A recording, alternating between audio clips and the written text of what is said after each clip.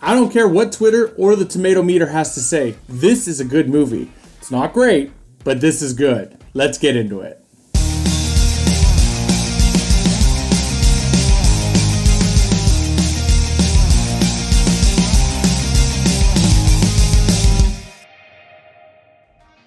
Hello movie fans, welcome back. I'm Matt, and today we're discussing The Flash, starring Ezra Miller, Michael Keaton, and Sasha Calle. Two quick notes before I get started. I will not be discussing any of the controversies involving Ezra Miller. I'm going to keep my thoughts strictly on the movie and the performances themselves. If you don't know what I'm talking about, that's probably a good thing, but if you really want to know, there's a wonderful tool on the internet called a search bar. Feel free to use it and look into it.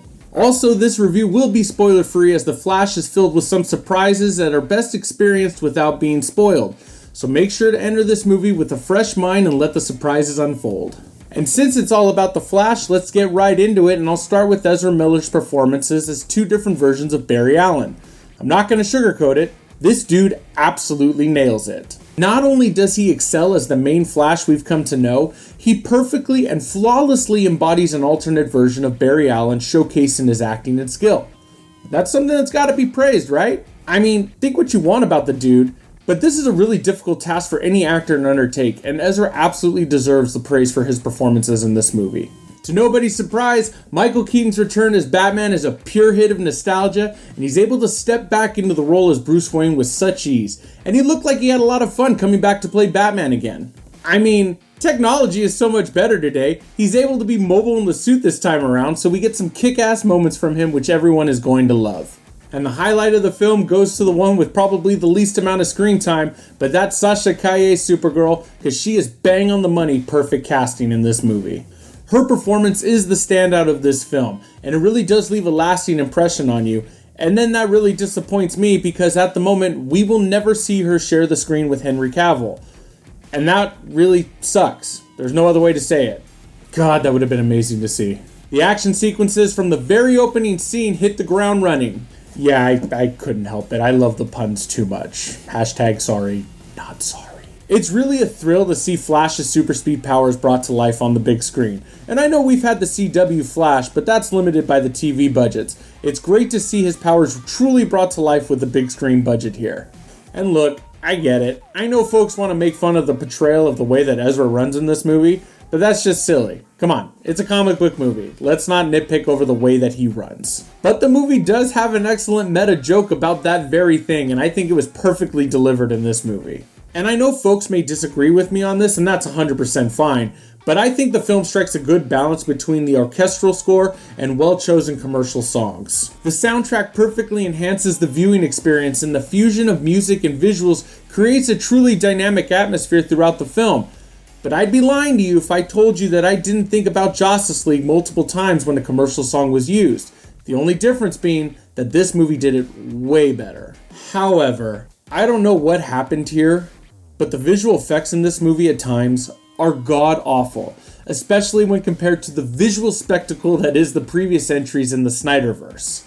I don't know if Warner Brothers ran out of money, or they're saying it's an artistic choice. If that's the case, this certainly does not work in this movie. I mean, I've read that that's what the director said he was going for, but I mean, come on, let's call a spade here, and let's say that the visual effects in this movie is a distracting element, and it's absolutely not up to the standards it should be. And I made a comment earlier about a well-timed joke, and while some of the jokes in The Flash land perfectly, there are quite a few instances where the humor falls way flat. I mean, it's truly a mix of excellent and downright bad jokes, almost to cringe-worthy slapstick humor, which really creates an inconsistency in the comedic tone.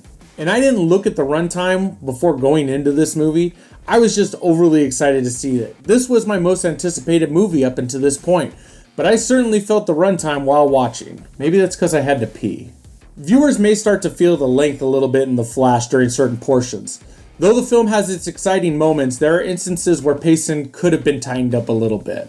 Finally, I'm not sure if this is a negative aspect towards the film, more towards Warner Brothers in general, but the realization that this marks the end of Ben Affleck's tenure as Batman and potentially the end of the DCEU is 1,000% disappointing to me as a fan.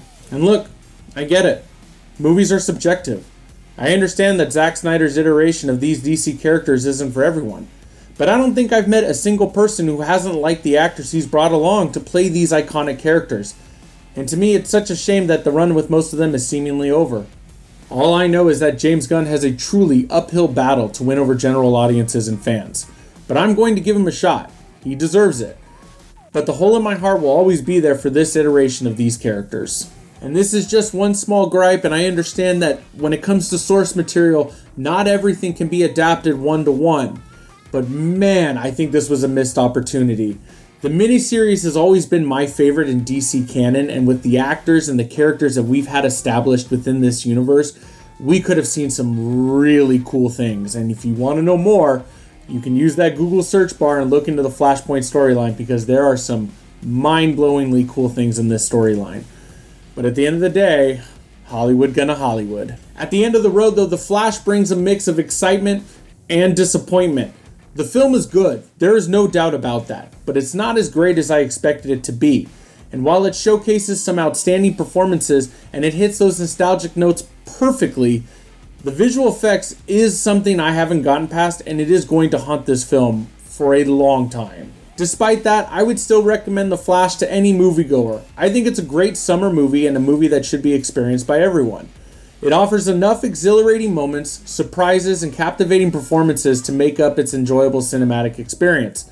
Maybe just temper your expectations a little bit. As always, I encourage you to watch the film and form your own opinion though.